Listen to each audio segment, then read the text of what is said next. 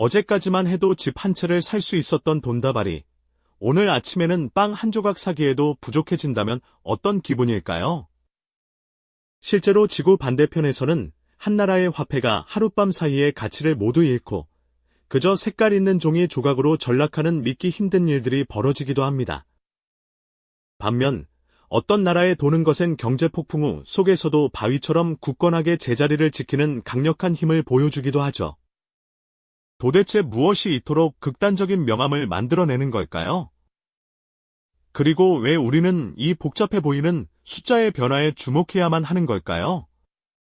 사실 이 문제는 먼 나라의 낯선 경제 뉴스에만 머무르는 이야기가 아닙니다.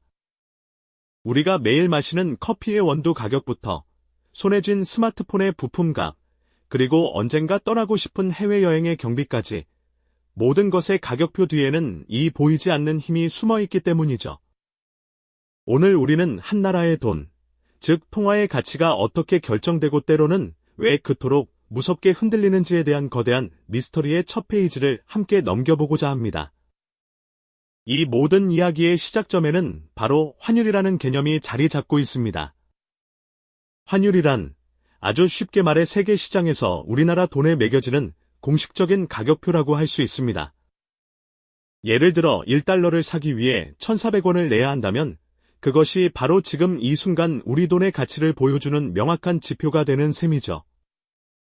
문제는 이 가격표가 결코 고정되어 있지 않다는 점입니다. 마치 살아있는 생물처럼 세계 경제의 흐름에 따라 매일, 매 순간 쉴 새 없이 움직이고 있습니다. 바로 이 움직임이 우리의 일상에 생각보다 훨씬 더 깊숙이 파고들어와 영향을 미치고 있는 것이죠.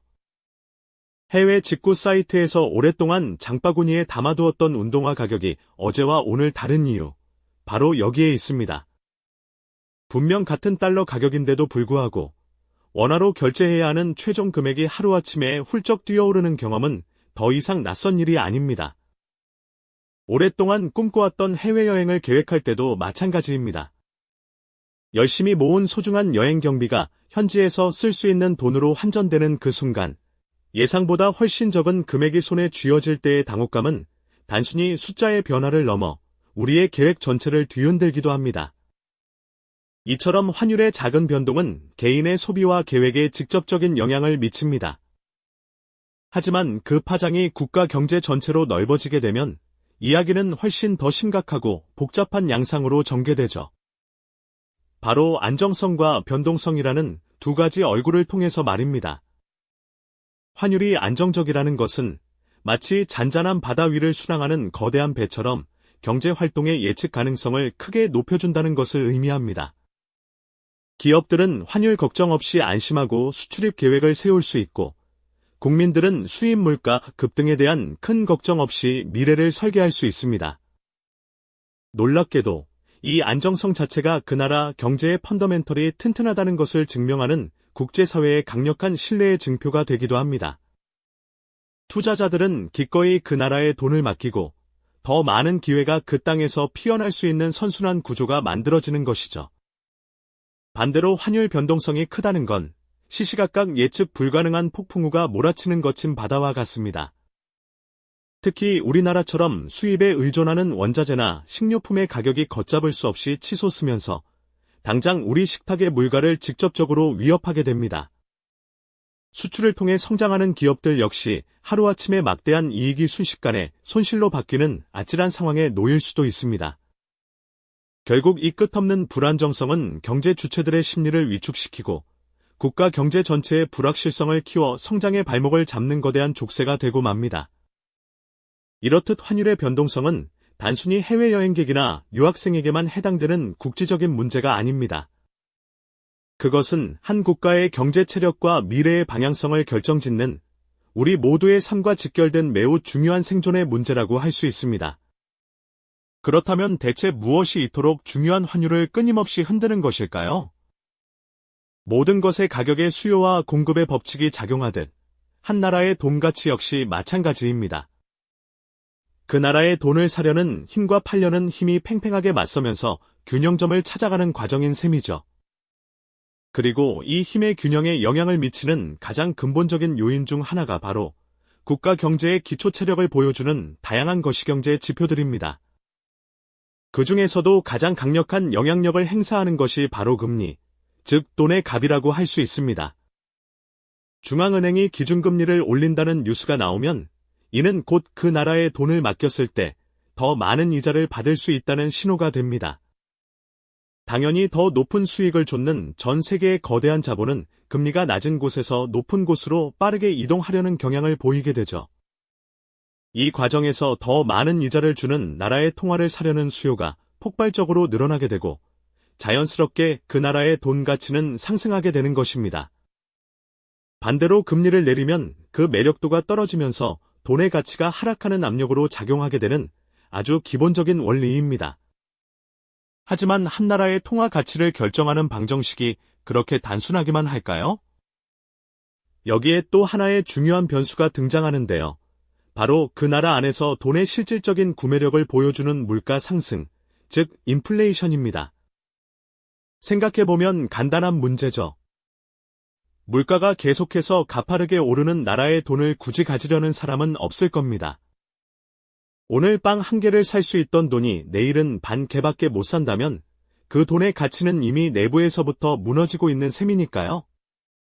결국 높은 인플레이션은 그 나라 화폐에 대한 신뢰를 떨어뜨리고 사람들은 가치가 안정적인 다른 나라의 돈을 찾게 되면서 통화 가치의 하락을 부추기게 되는 것입니다.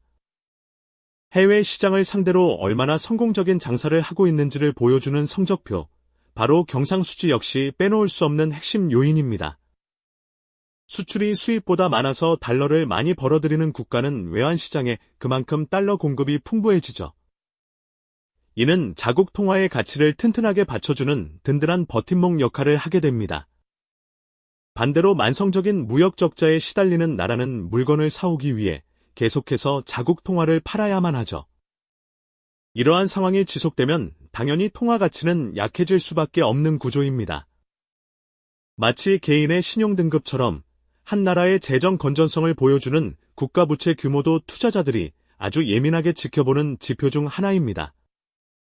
정부가 빚이 너무 많으면 최악의 경우 돈을 찍어서 빚을 갚으려 할지도 모른다는 불안감이 생겨나기 때문이죠.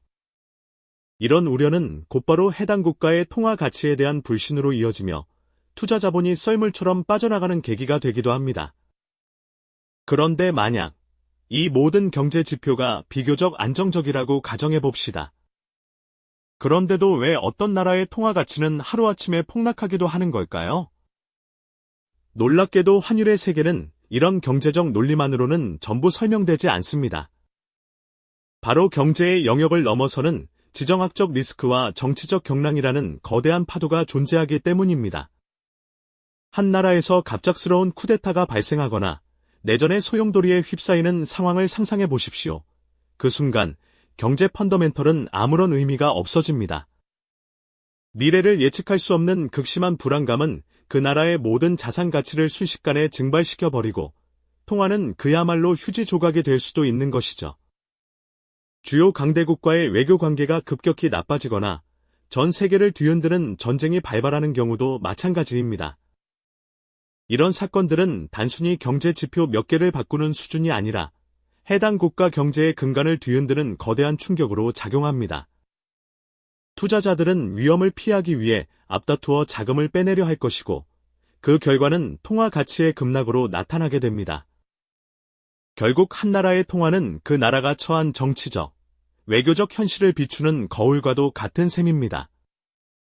이처럼 환율은 차가운 숫자 뒤에 숨어 한 국가의 경제 체력은 물론 정치적 안정성까지 모든 것을 종합적으로 평가하고 있었던 겁니다. 그리고 이 모든 합리적인 계산을 뛰어넘는 어쩌면 가장 예측하기 어려운 거대한 힘이 아직 남아 있습니다. 바로 시장을 지배하는 보이지 않는 감정, 심리라는 변수입니다. 때로는 사소한 소문 하나가 혹은 막연한 기대감이나 공포감이 거대한 자본의 흐름을 바꾸기도 하죠. 실제 경제 상황과 무관하게 저 나라가 위험해질 것 같다는 집단적 믿음이 퍼지는 순간 투기적인 자본은 하이에나처럼 몰려들어 그 나라의 통화를 공격하기 시작합니다. 이러한 투기 세력의 움직임은 통화 가치의 변동성을 극단적으로 증폭시키는 역할을 하기도 합니다. 결국 환율 시장은 단순히 국가 대 국가의 경제력 대결이 아니라 수많은 참여자들의 이성과 감정, 그리고 거대한 자본의 탐욕이 뒤엉켜 싸우는 치열한 전쟁터였던 것입니다. 문제가 되는 것은 바로 이런 비이성적인 움직임이 때로는 경제의 기초 체력을 훨씬 뛰어넘는 수준의 충격을 가져온다는 점이죠.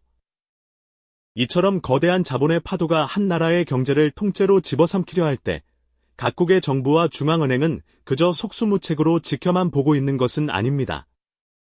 오히려 보이지 않는 최전선에서 자국 통화의 가치를 지키기 위한 필사적인 사투를 매일같이 벌이고 있는 존재들이 바로 그들이죠. 마치 거대한 홍수 앞에서 위태로운 둑을 쌓아 올리는 것처럼 이들은 자신들이 가진 모든 정책적 수단을 동원해 이 광풍에 맞서 싸웁니다. 가장 대표적인 방법이 바로 외환시장에 직접 뛰어드는 것인데요. 통화 가치가 너무 빠르게 떨어지면 가지고 있던 달러를 팔아서 자국 화폐를 사들이며 가치를 방어하고, 반대로 너무 오르면 화폐를 팔아 달러를 사들이며 속도를 조절하는 식입니다. 이는 마치 급류에 휩쓸리는 배의 방향을 필사적으로 바로잡으려는 조타수의 몸부림과도 같다고 할 수 있겠습니다. 때로는 기준금리라는 강력한 무기를 사용하기도 합니다. 금리를 높여 해외 투자 자본을 끌어들이거나 반대로 금리를 낮춰 자본의 유출을 유도하면서 환율의 균형점을 찾아 나서는 것이죠. 하지만 이런 눈물겨운 노력에도 불구하고 왜 어떤 나라의 통화는 끝없이 추락의 길을 걷게 되는 걸까요? 문제는 이러한 정책적 노력들이 임시방편에 그치는 경우가 많다는 점에 있습니다. 둑이 아무리 높아도 홍수 자체가 멈추지 않으면 언젠가는 무너지기 마련이니까요. 한 나라가 가진 구조적인 문제, 예를 들어 만성적인 무역 적자나 과도한 국가부채, 혹은 뿌리 깊은 정치적 불안 같은 근본적인 약점은 단기적인 시장 개입만으로는 해결할 수가 없습니다. 중앙은행이 외환 보유고를 쏟아부어 환율을 방어하는 데에는 명백한 한계가 존재하고, 금리 조정 역시 자국 경제에 미치는 부작용을 고려해야 하는 복잡한 카드입니다. 결국 개발도상국들이 겪는 통화 가치의 급격한 붕괴는 이러한 정책적 수단마저 무력화시킬 만큼 거대한 구조적 취약성이 이미 내재되어 있었기 때문인 경우가 많습니다. 결국 우리는 이 지점에서 환율이라는 숫자가 품고 있는 훨씬 더 거대하고 본질적인 의미와 마주하게 됩니다. 환율 변동성이라는 미스터리의 최종적인 정답은 경제 지표나 정치 뉴스, 혹은 시장 심리라는 개별적인 퍼즐 조각 하나하나에 있지 않았던 겁니다. 한 나라의 통화 가치는 그 나라가 가진 경제, 정치, 사회, 그리고 국제관계의 모든 힘이 총체적으로 반영된 하나의 거울과도 같습니다. 그것은 단순히 돈과 돈의 교환 비율을 넘어 그 나라의 산업 경쟁력과 재정 건전성, 정치적 안정성과 외교적 신뢰도까지 모든 것을 종합적으로 평가한 성적표인 셈이죠. 어떤 단일한 원인으로 설명할 수 없는 이 모든 요소들이 실타래처럼 복잡하게 얽히고 설켜 끊임없이 통화의 가치를 흔들고 있었던 것입니다. 결국 특정 국가의 화폐가 휴지 조각이 되어가는 과정은 단지 경제 위기만을 의미하는 것이 아닙니다. 그것은 그 사회가 쌓아 올린 시스템 전체가 신뢰를 잃고 서서히 붕괴하고 있다는 가장 강력하고도 비극적인 신호일 수 있습니다. 환율이라는 창을 통해 우리가 목격하는 것은 돈의 가치를 넘어 한 국가의 운명 그 자체일지도 모릅니다. 이 숫자의 흔들림 하나하나에 한 나라의 현재와 미래, 그리고 그 안에서 살아가는 사람들의 희망과 절망이 고스란히 담겨 있는 것이죠.